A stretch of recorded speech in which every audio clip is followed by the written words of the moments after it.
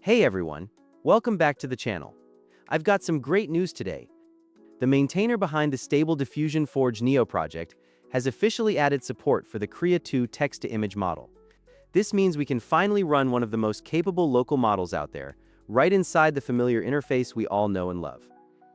If you haven't been keeping up with the recent releases, Krea 2 is an incredibly impressive 9 billion parameter foundation model built entirely from scratch by Krea AI.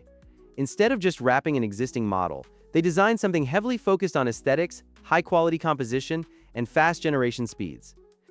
They released the model weights to the public under a custom license, which gives us a massive step up from closed-off APIs.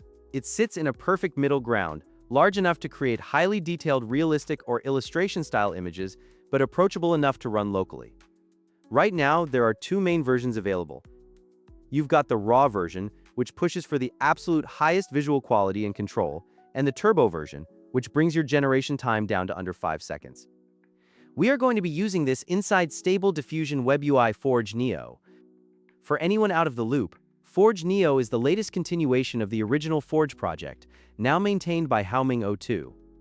It takes the classic layout inspired by Automatic 1111, but massively improves how your system's resources are managed to speed up image generation. Neo has really evolved recently by integrating state-of-the-art tools like WAN 2.2 for video, Nunchaku with Flux, and even an integrated video player.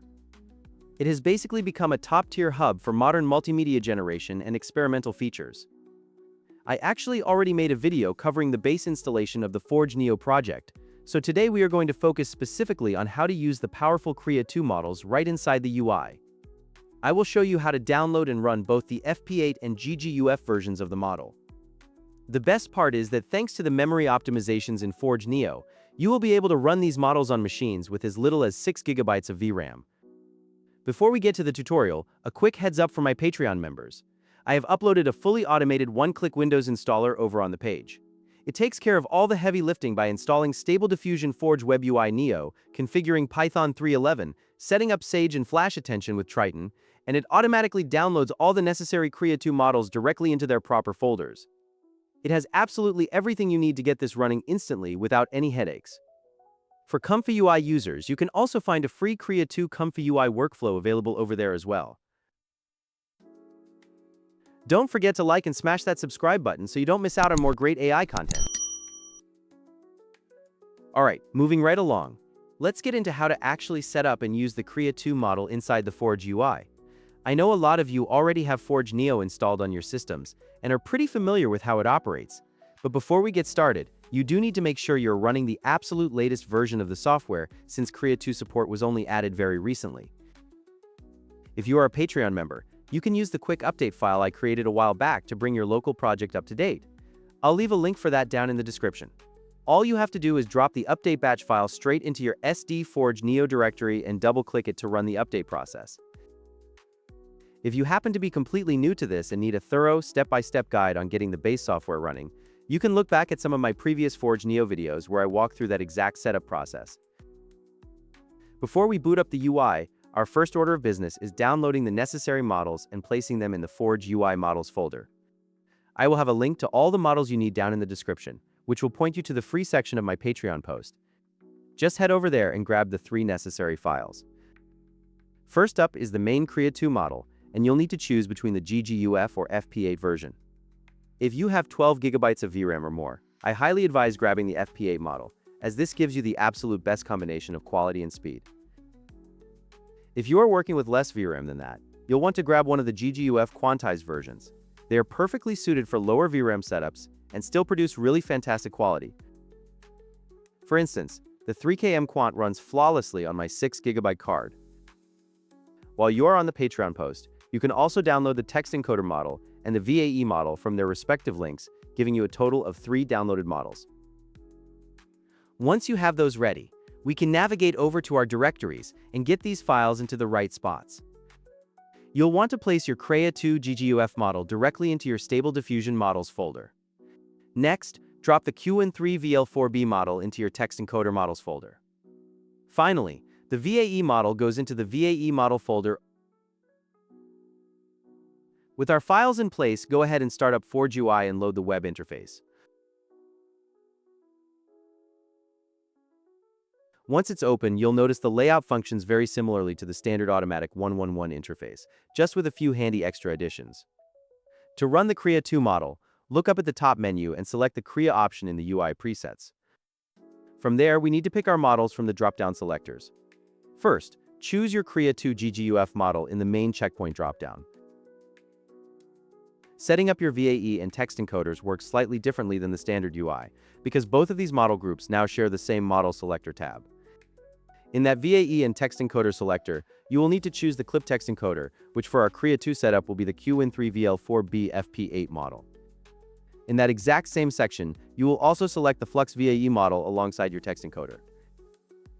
Next up, look for the Diffusion and Low Bits dropdown and select the automatic FP16 LoRa option.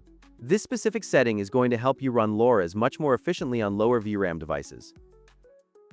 You can just leave the rest of the configuration options in that top menu exactly as they are, since they are already optimized for your hardware. Moving down to the generation settings, you will want to match the settings I'm showing here on screen. For your sampling method and schedule type, most of the successful workflows I've seen are using either ER-SDE and Simple or Euler and Simple. Feel free to experiment with other combinations to see if they give you better results for your specific prompts. For the number of steps, we are going to keep the value at exactly 8. The Krea 2 Turbo model comes with speed optimizations built right in, allowing it to run much faster at lower steps without needing to rely on a LoRa. Next, set the resolution size for your output. Just keep in mind that the higher you set your resolution, the more VRAM it will take to process, and it will naturally increase your overall generation time. After your resolution is set, move over to the CFG setting. Make sure to keep the CFG value strictly at 1, as this is required for the Krea 2 Turbo model to function properly. Now, scroll near the bottom of the interface to find the Never Integrated Settings tab. Make sure to select Enabled for UNet and Enabled for VAE.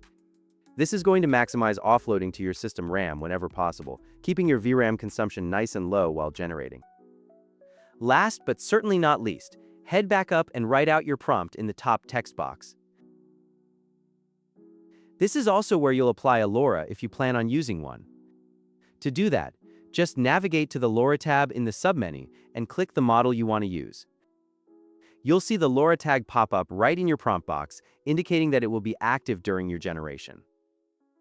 Finish writing out a highly descriptive image prompt, and when you're happy with it, just click Generate. On my RTX 4050 with 6 GB of VRAM, these generations typically take less than a minute or two, depending on the exact resolution and settings applied. You'll notice right away that this model does exceptionally well with both realism and anime styles straight out of the box without even needing a LoRa. It also has incredibly strong built-in IP knowledge of many famous stars, and the community has already been producing amazing resemblances using nothing but text. As you can see from my results right here, even with a super simple prompt, you get a highly detailed output that looks incredible and truly shows just how far we've come with local AI image generation. That is going to wrap things up for today's video. I hope this helps you get the new Krea 2 models running smoothly on your hardware. Just a quick reminder before you go. If you want to completely skip the manual installation and file management, I do have a fully automated one-click installer available over on my Patreon that sets this entire environment up for you automatically. Thanks so much for watching, and I will see you guys in the next one.